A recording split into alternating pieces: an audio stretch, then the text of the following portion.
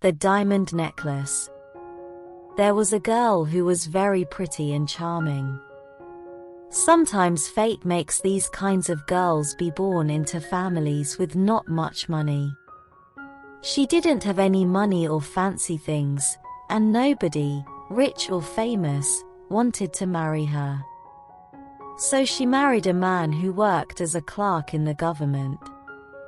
She dressed simply because she couldn't afford fancy clothes, but she was unhappy. She felt like she should be living a better life for women.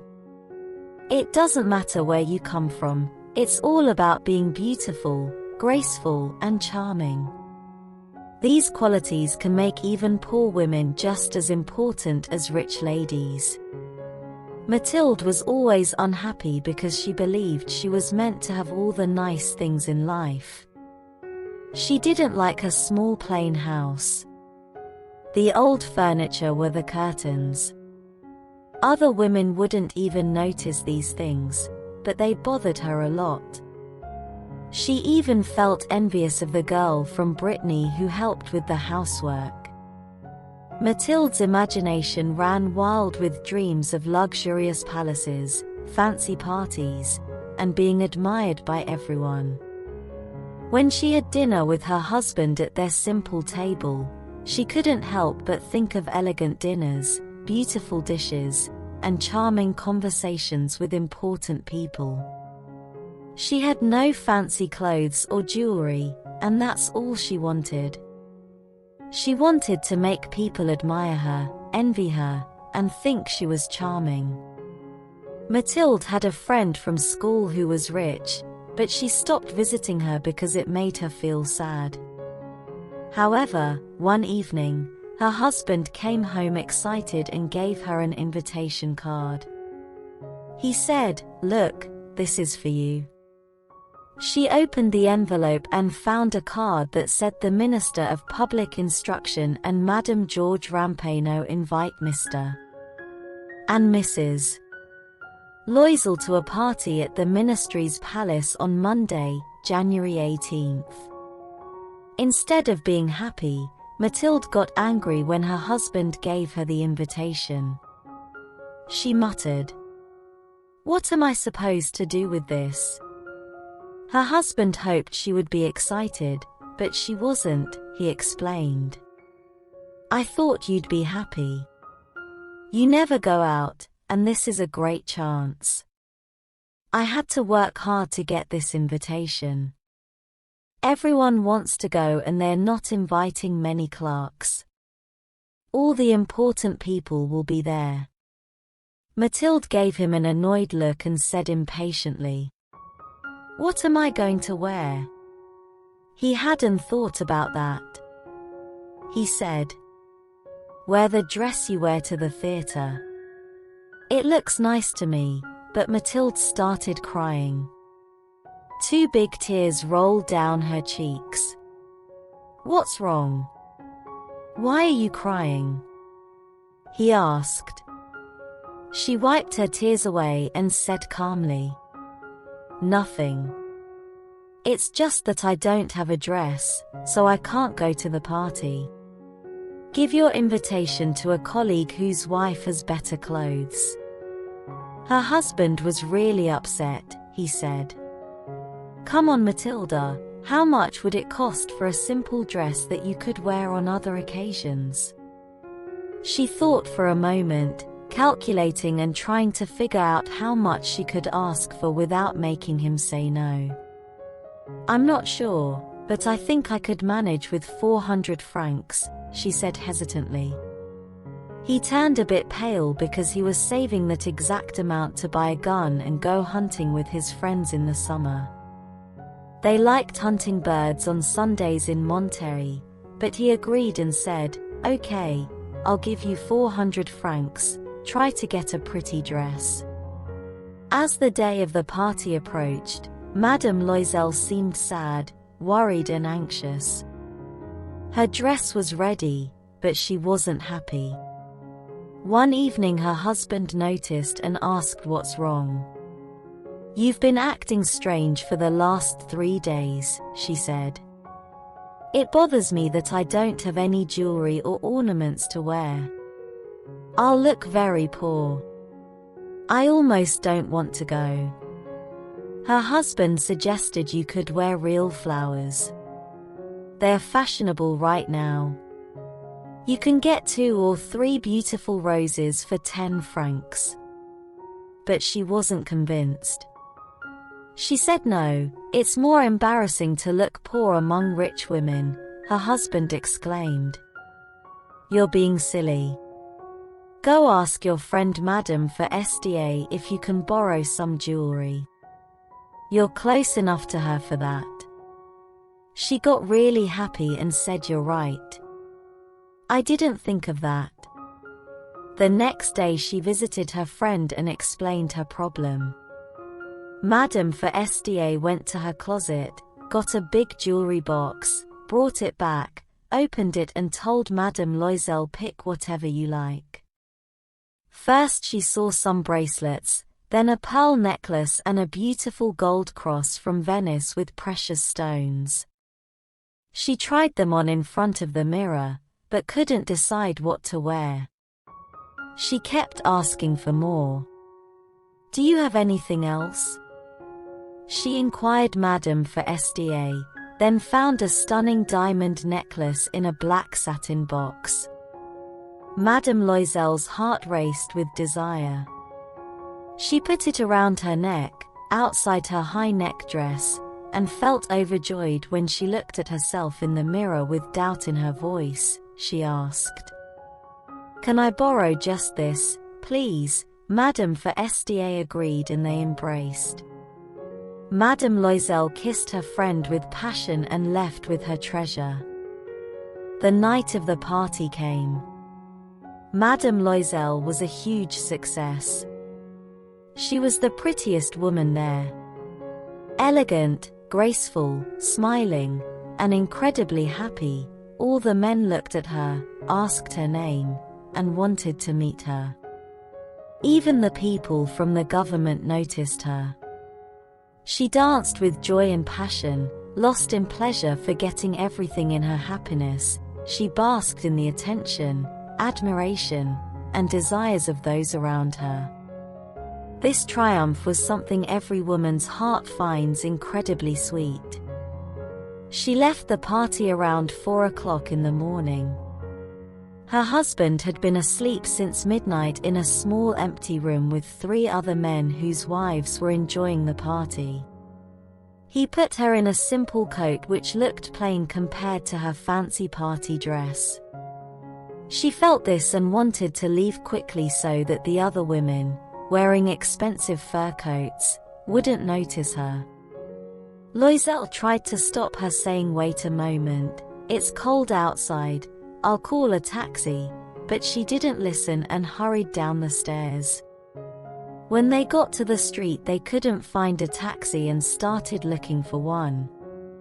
Shouting after the drivers in the distance, they went towards the same river, feeling very cold and desperate. Finally they found one of those old nighttime taxis that only come out in Paris after dark. As if they were ashamed to show their one-out appearance during the day, the taxi took them back to their apartment en route to Martyrs. They climbed the stairs. Sadly, it was all over for her. As for him, he knew he had to be at the ministry by 10 in the morning. She took off her coat in front of the mirror to admire herself one last time, but then she cried out. The necklace from Madame for SDA was gone. Her husband, already half undressed, asked, "What's wrong with you?" She turned to him in distress. "I've lost Madame for Star's necklace," she cried. He stood up, shocked. "What? How? That can't be." They searched her dress, coat and pockets, but it was nowhere to be found. "Are you sure you had it when you left the party?" he asked. "Yes, I felt it in the entrance hall of the minister's house. But if you dropped it in the street, we would have heard it fall." It must be in the taxi. Yes, probably. Did you know the taxi's number? No. And you? Did you see it? No. They looked at each other, stunned. Finally, Loisel got dressed. I'll walk back along the entire route to see if I can find it, he said. He left, and she sat on a chair in her party dress, too exhausted to go to bed, feeling hopeless, without any warmth and with a blank mind. Her husband returned around 7 o'clock. He hadn't found anything. He went to the police, newspapers, and taxi companies, hoping to find any clue. She spent the entire day in constant fear and worry about the terrible situation. When Loisel came back that night, he looked tired and defeated. He hadn't found anything. He suggested you should write to your friend saying that you broke the clasp of her necklace and that it's being fixed. This will give us more time. She wrote the letter as he instructed. After a week, they lost all hope. Loisel, who had aged significantly, said we need to figure out how to replace that necklace. The following day they took the box that once held the necklace and went to the jeweler whose name was inside it. He checked his records. It wasn't me, madam, who sold that necklace. I only provided the case, he explained. They went from one jeweler to another, searching for a necklace that matched the lost one. They felt miserable and ashamed. Finally, they found a string of diamonds at a shop in Palace Royal that looked very similar. It was worth 40,000 francs, but they could buy it for 36. They asked the jeweler to hold it for 3 more days. They agreed that if they found their lost necklace before the end of February, he would buy it back for 34,000 francs. Loisel had 18,000 francs from his father's inheritance and borrowed the rest. He borrowed 1,000 francs from one person, 500 from another, and so on. He gave notes, took on burdensome debts, and dealt with lenders of all kinds. He risked his entire future signing notes without knowing if he could repay them. Terrified by the hardships and misery ahead, he handed over 36,000 francs on the jeweler's counter to buy the new necklace. When Madame Loisel returned the necklace to Madame for SDA, her friend said coldly, "You should have returned it earlier." "I might have needed it, Madame," for SDA didn't open the case as Madame Loisel had feared. If she had noticed the switch, it would have been a disaster. She might have accused Madame Loisel of theft. From then on, Madame Loisel experienced the harsh life of poverty. She faced it with unexpected bravery. They had to pay off that dreadful debt. They let go of their servant, changed their apartment and rented a small attic. Under the roof, Madame Loisel learned the challenges of housework and kitchen duties. She washed greasy pots and pans, dried dirty laundry, and carried heavy buckets of water up and down the stairs. Dressed humbly, she shopped for groceries, bargaining and sometimes dealing with rudeness, carefully counting every coin she spent every month. They had to pay off some debts, repay others, and ask for extensions. Her husband worked at night, settling tradesmen's accounts and copying manuscripts for a few coins per page. This challenging life continued for 10 years. After a decade, they had paid off everything, including high interest rates and compound interest. Madame Loisel had aged. She looked like a tough, strong woman of modest means, with messy hair and rough hands. She spoke loudly while cleaning the floor with splashes of water. But sometimes, when her husband was at work, she sat by the window, remembering about that joyful evening long ago, the ball where she had been so beautiful and admired. She wondered what would have happened if she hadn't lost that necklace. Who knows?